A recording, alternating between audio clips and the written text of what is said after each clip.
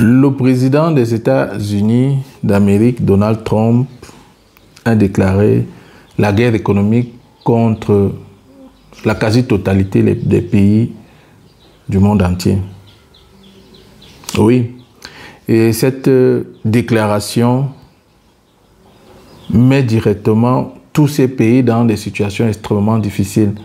Et elle marque la fin de la mondialisation. La mondialisation qui est censée être le rendez-vous du donner et du recevoir. Chacun peut vendre un produit là où il veut, mais à partir de cette décision, tout est remis en cause. Dans l'une de mes précédentes vidéos, j'avais parlé de l'AGOA, African Ground Opportunity Act. J'avais présenté les avantages et les inconvénients. Alors, à partir de cette décision du président des États-Unis, peut-on encore attendre quelque chose de l'AGOA? Est-ce que on peut continuer à espérer écouler nos produits vers les États-Unis à des droits de douane relativement bas? D'autres pays dans le monde, notamment en Europe, en Asie et en Amérique, sont également en situation très difficile et délicate. Ils sont en train de prendre certaines décisions. Alors nous allons, un temps soit peu, essayer de présenter la situation réelle et difficile que pourra rencontrer d'ici peu une bonne partie des pays africains à partir de la décision politique du président des États-Unis d'Amérique. Cette annonce du président Donald Trump d'imposer les droits de douane à la quasi-totalité des pays du monde entier a été considérée comme étant une déflagration, comme étant une déclaration de guerre et comme un krach boursier partout. La bourse de Londres a chuté, la bourse même des États-Unis a chuté, également en Asie. La quasi-totalité des bourses ont véritablement chuté. Mais comment une décision comme celle-là peut-elle impacter aussi le monde entier? Eh bien, tout simplement parce que les États-Unis ne sont pas qu'une puissance. Les États-Unis sont une superbe puissance. Au lendemain de la Deuxième Guerre mondiale, les États-Unis ont considérablement investi dans toutes les zones du monde pour la reconstruction de ces pays. En Amérique, en Asie, principalement au Japon et en Corée du Sud. En Europe, certains disent même que les États-Unis ont créé l'Union européenne. Alors, une situation comme celle-là fragilise considérablement toutes les grandes nations. Et qu'en est-il donc des pays africains? On peut se poser la question de savoir, mais que cherche vraiment le président Donald Trump? Est-ce qu'il est fou? Mais non. Il a annoncé cela dans son programme politique, America First. Et c'est ce que nous sommes en train de voir avec le président Donald Trump. Les anciens alliés, il s'en fout d'eux. L'alliance que nous connaissons par le passé n'est plus importante pour lui. Ce qu'il veut, c'est la place forte des États-Unis dans le monde. Augmenter les droits de douane des produits qui sont importés aux États-Unis relève d'un risque qu'il est en train de prendre. Tout simplement, pour lui, il se dit qu'en imposant ces droits de douane, il va attirer les investisseurs. La majeure partie des entreprises qui exportent vers les États-Unis ne vont plus exporter leurs produits, mais vont chercher à aller investir aux États-Unis proprement dit, que d'aller vendre leurs produits là-bas. Ce qui en soi est une chose importante pour lui, pour les États-Unis. Cela veut dire tout simplement que l'économie américaine, à partir de cette stratégie, si elle marche, se verra rehaussée et sera plus importante. Alors, cette stratégie peut-elle marcher à moyen et à long terme?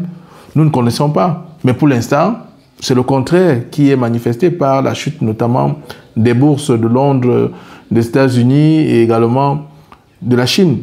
Donc, ce qui prouve que cette situation peut porter ses fruits pour les États-Unis. Mais pour nous, les Africains, qu'est-ce qu'il en est?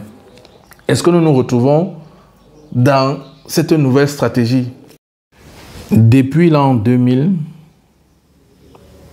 beaucoup de pays exportent leurs produits vers les États-Unis en bénéficiant des droits de douane relativement bas à partir de l'African Growth Opportunity qui a été signé entre le Cameroun et ces pays. Pas moins de 6800 produits bénéficient des droits de douane relativement bas, principalement dans le secteur de nos ressources minières et de l'agriculture.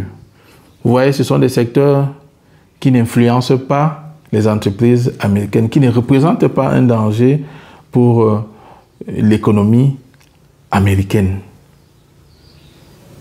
Aujourd'hui, l'AGOA est censée expirer en septembre 2025. Alors, avec la signature, la décision qu'a prise le président Trump il y a de cela quelque temps, qui est celle de revoir ses droits de douane, il faut se poser certaines questions. Est-ce que cette décision prend immédiatement effet? Si cette décision prend immédiatement effet, cela voudrait tout simplement dire que nous, Africains, nous ne pouvons plus exporter nos produits et bénéficier des droits de douane relativement bas aujourd'hui, ce qui représente un danger pour nos petites économies. Deuxième cas de figure, si la décision du président Trump de fixer ces droits de douane vont entrer en vigueur à la fin de la durée de l'AGOA, c'est-à-dire en septembre 2025. Cela voudrait également dire que même à partir de septembre 2025, nous ne pourrons plus le faire. Nous avons encore quelques 4 à 5 mois, le temps d'arriver en septembre pour pouvoir exporter nos produits, ce qui en soi est toujours un danger. Nous sommes donc à l'heure actuelle regardant, nous demandons aux États-Unis de clarifier leur position. C'est ce qui devrait être fait. L'Union européenne a réagi à partir de Ursula von der Leyen, je crois, présidente de la Commission européenne, qui a passé un communiqué il y a cela quelques jours. Mais la Commission africaine, pas de mots, rien à dire. Quel est donc l'avenir que l'on attend pour nos Africains, pour nos entreprises, pour nos petites économies? Il faut que l'on se réveille. Il faut que l'on se réveille. Nous devrions commencer à apprendre dans la douleur. Parce que ce qui est en train de se passer actuellement dans le monde peut être une opportunité, doit être une opportunité pour nos petites et moyennes entreprises, pour nos grandes entreprises. Il faut revoir notre marché. Je l'ai expliqué plusieurs fois. La SLECA, la zone de libre-échange que l'on veut créer en Afrique. On peut se servir de cette difficulté actuelle pour pouvoir lancer véritablement cette zone de libre-échange. Il faut que les Africains prennent conscience. Les autres actuellement sont en train de réfléchir véritablement et ils communiquent.